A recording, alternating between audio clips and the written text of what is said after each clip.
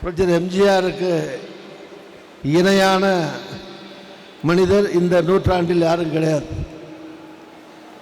கடையேழு வள்ளல்களுக்கு பின்னாலே 8வது வள்ளலாக பிறந்தவர் புரட்சியாளர் எம்ஜிஆர். அவர் சம்பாதித்த பணத்தில் இருந்து மக்களுக்காக கணக்கு பார்க்காமல் அள்ளி அள்ளி கொடுத்தவர் புரட்சியாளர் எம்ஜிஆர். எல்லாரும் எம்ஜிஆர் தான். யாருக்கெல்லாம் மனுஷன் மற்றவனுக்கு கெடுதல் பண்ணாமல் இருக்கானோ, மற்றவங்களுக்கு கெடுதல் செய்யாமல் மற்றவர்களுடைய முகத்திலே மகிழ்ச்சி ஏற்படுவதை பார்த்து யாரெல்லாம் மகிழ்ச்சி அடைகிறார்களோ அவர்களெல்லாம் எம்ஜிஆர் தான். அரோரா அமைப்பின் மூலமாக சாயி சக்தி, சகோதரி விஷ்ணு பிரியா ஆகியோர் இணைந்து நடத்துகிற இந்த நிகழ்ச்சியில் பங்கேற்பதில் மகிழ்ச்சி அடைகிறேன். என்னோடு இந்த நிகழ்ச்சியில் கலந்து கொண்டிருக்கிற சகோதரர் ஜோதிகுமார் மற்றும் சோபனா ரொம்ப சிறப்பாக தொகுத்து வழங்கி கொண்டிருக்கிறார். Thank you sir. மற்றும் இந்த நிகழ்ச்சியில் பங்கேற்கிற எல்லோருக்கும் என்னுடைய வணக்கத்தை தெரிவித்துக் கொள்கிறேன். சென்ற ஆண்டு பொன்மகள் விருது பெண்களுக்கான ஒரு சிறப்பு நிகழ்ச்சியாக பெண்களை உற்சாகப்படுத்துகிற விதத்தில் நடத்தியிருக்கிறார்கள்.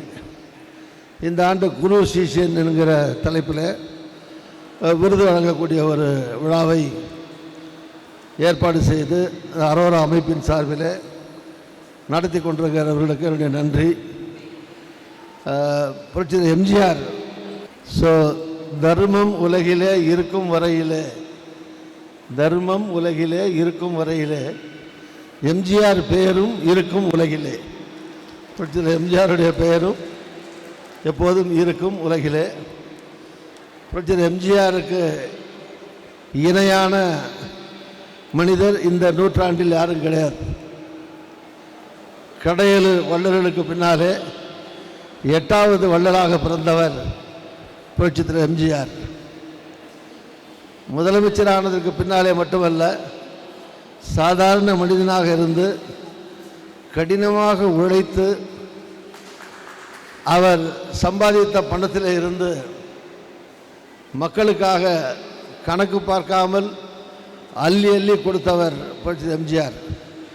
கவியரசர் கண்ணதாசன் ஒரு முறை சொன்னார், உலையிலே பானையை வைத்துவிட்டு யாரிடம் போனால் அரிசி கிடைக்கும் என்றால், பானையில் இருக்கிற தண்ணீர் கொதிப்பதற்குள் எம்ஜிஆரை பார்க்க முடிந்தால் எம்ஜிஆர் இடத்துல அரிசி கிடைக்கும், வந்து சமைக்க முடியும். அது மாதிரி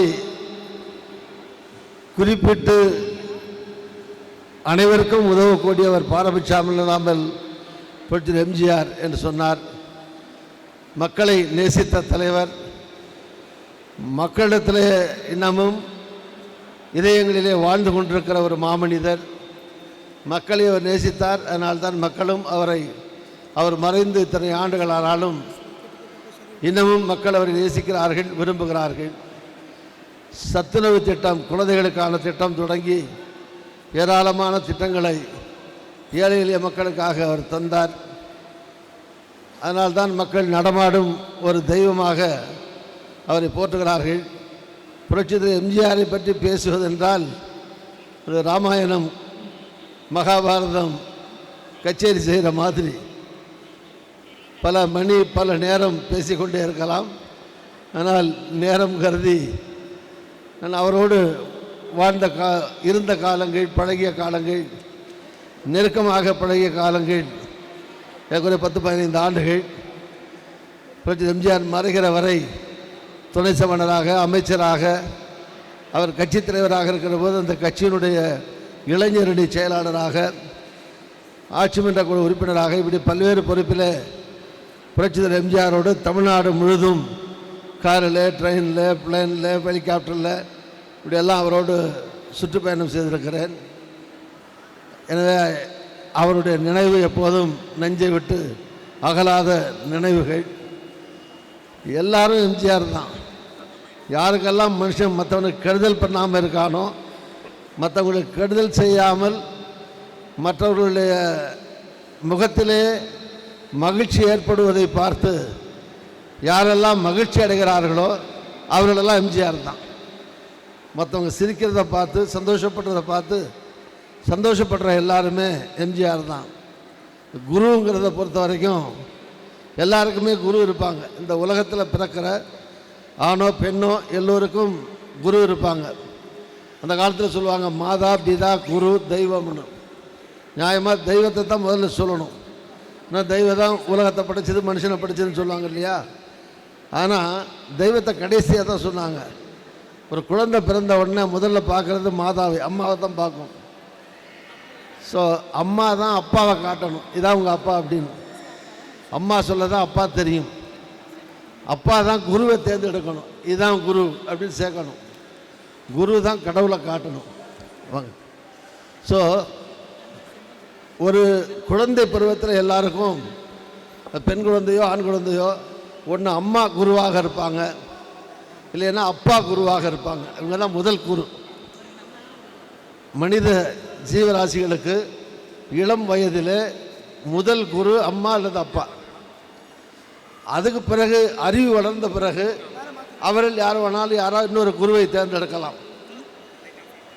நல்லவனோ கெட்டவனோ எல்லாருக்கும் ஒரு குரு இருப்பான், எல்லாருக்கும் ஒரு வழிகாட்டி இருப்பார்கள்.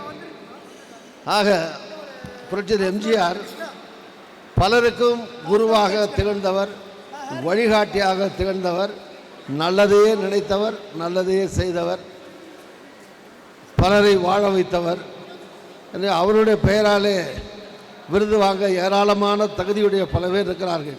நான் மட்டும் இல்லை, நல்லது நினைக்கிற எல்லாருமே எம்ஜிஆர் தான், எம்ஜிஆர் சிஷியர்கள் தான். அதனால் யாருக்கு வேணாலும் விருது கொடுக்கலாம்.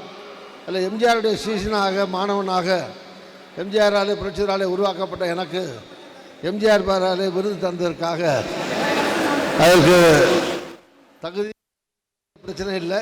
ஆனால் மாணவன் என்பது உண்மையான விஷயம். எம்ஜிஆரால் உருவாக்கப்பட்டவன், வளர்க்கப்பட்டவன், எம்ஜிஆருடைய சிஷியன் மாணவன். அந்த அடிப்படையில் எம்ஜிஆர் என்னுடைய குரு, அந்த குருவாருடைய சிஷியன் நான், மாணவன் நான். எனவே மாணவனாக அந்த விருதை நான் பெற்றுக்கொள்வதில் உள்ளபடியே மகிழ்ச்சி அடைகிறேன்.